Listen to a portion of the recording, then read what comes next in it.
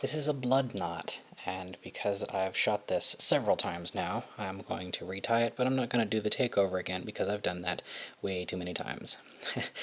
As you may not know, any time that you tie a knot in line, you reduce the overall strength. Good knots, like the Zeppelin bend, like the tackle clamp, will preserve as much of the unknotted strength as possible. And sometimes at that, you want to go all out, and for that, you have the blood knot. I don't know if there's a story behind the blood knot, or if it's just what people are used to calling it. You may recognize this if you fish, because this is a very common knot for joining fishing line, although it behaves slightly differently. That is, when you have your ends there, and you make sure that they go through and emerge from opposite sides, and you have your ends in fishing line all joined and pushed up, and then pulled, and then pushed up again, and then pulled one more time. Some of the inner wraps become outer wraps.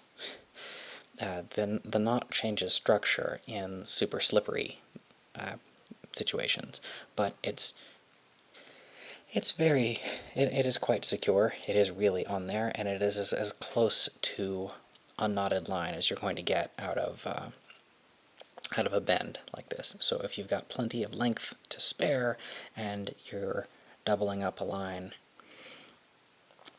this is definitely the way to go. That's a blood knot. Alright.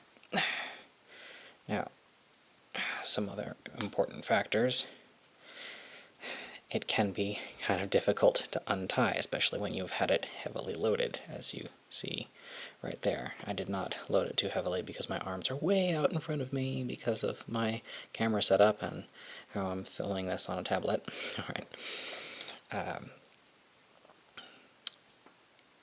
Start by crossing them over one another and then making several turns.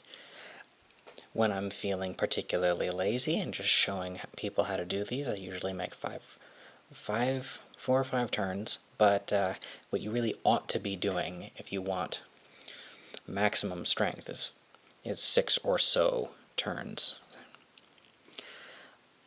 I don't know if there's any advantage actually granted by using 7 or more. And when you're doing the turns on the other side, it doesn't actually matter whether the twists go in the same direction or whether they don't. So that's not something you should really be terribly worried about. Do make sure that you've got plenty of room in your second side. I always run short, as you saw at the beginning of this video, on the second line.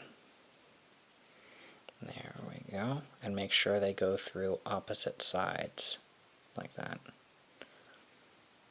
And tightening this is somewhat annoying, because you have to pull taut and shift more than once. But that is our blood knot. There we go. I don't have any fishing line, and if I did, the autofocus on my tablet would not really let you see me tie this in fishing line terribly well, so I guess you're just gonna stick with what you've got. If you have enjoyed this video and gotten something useful out of it, like the fact that unknotted line and all that,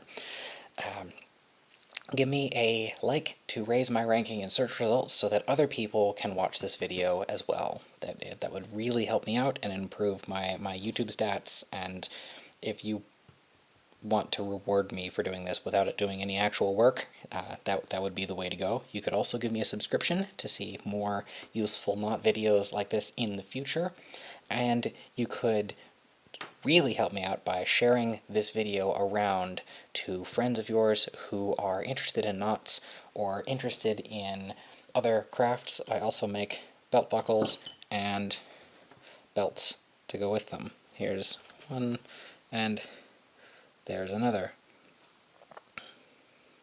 I'm quite proud of the way that a lot of my creations come out. Anyway,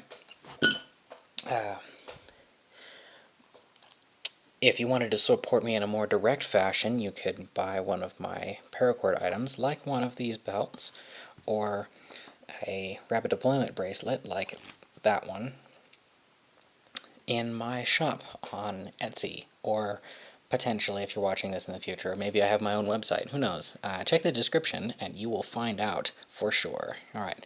Thank you very much, guys.